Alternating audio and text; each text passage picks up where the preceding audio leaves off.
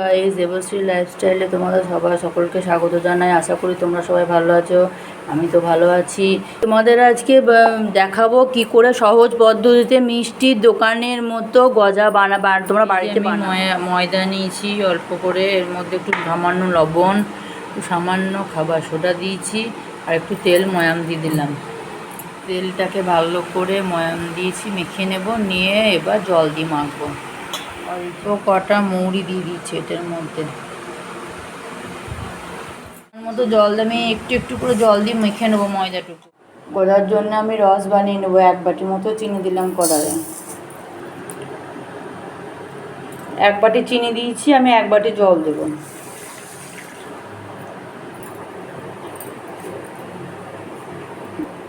দুটো এলাচ ফাটিয়ে নিলাম, রসের মধ্যে দিয়ে দেবো। চিনিটা গলে গেছে, আমি এবার একটা তেজপাতা রসের মধ্যে দিয়ে দেবো।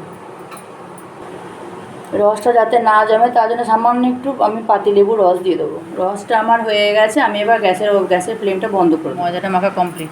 আমি ময়দাটাকে আমি এবার গোল করে রুটির মতো করে বেলে নেবো। একটা রুটি নিয়েছি, বেলা রুটি, তার উপরে দেখো তেল মাখিয়ে নিচ্ছি।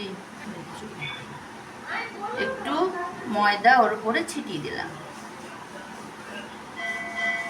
এর ওপরে আবার একটা রুটি আমি এরমভাবে চাপিয়ে দিলাম।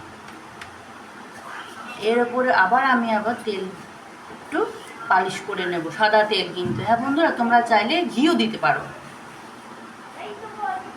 আবার ময়দা, শুকনো ময়দা মেরে ছিটিয়ে দিলাম।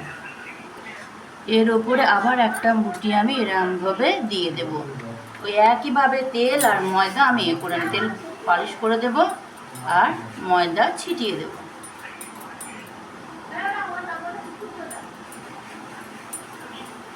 রুটি আমি এর ওপরে চাপিয়ে দেব।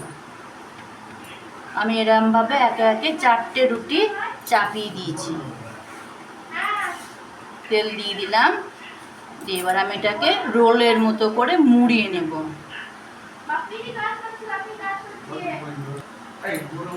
এরকম মুড়িয়ে নিলাম। এটার ওপরে আমি একটু তেল একটু মাখিয়ে নেব, তাহলে আমার কাটতে সুবিধা হবে এটা। দেখো, আমি চাকুতে করে আমি কেটে নেব।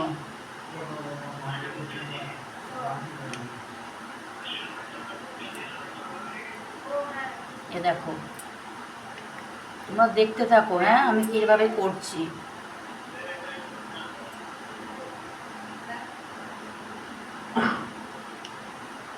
কমপ্লিট। হ্যাঁ, এগুলো আমি এবার একটু নিচে নামিয়ে নেব।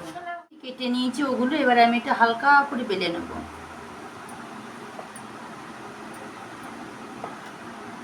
দেখো, আমার সবগুলো বেলা কমপ্লিট হয়ে গেছে। আমি এবার এগুলো তেলে ভেজে নেব। তেলটা গরম হতে আমি আগে থেকে দিয়েছিলাম। এবার এগুলোকে আমি আস্তে আস্তে তেলের মধ্যে ছেড়ে দেব। এবার সবগুলোকে আমি উল্টে পাল্টে লাল লাল করে ভেজে নেব। সবগুলো গজা কমপ্লিট হয়ে গেছে ভাজা। রসের মধ্যে দিয়ে দিলাম।